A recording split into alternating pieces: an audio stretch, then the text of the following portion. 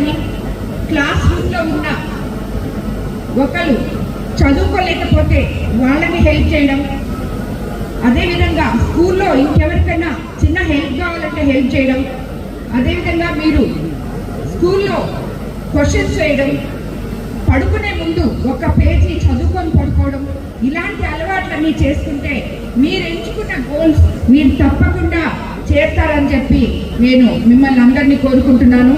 అదేవిధంగా ప్రతిసారి మనమందరం, ప్రతి రాజకీయ నాయకులు, ప్రస్తుతం మన సీఎం ముఖ్యమంత్రి చంద్రబాబు నాయుడు గారు మీ గురించి అహర్నిశలు కలలు కంటూ 2047 విజన్ 2047ని ముందుకు తీసుకెళ్తున్నారు.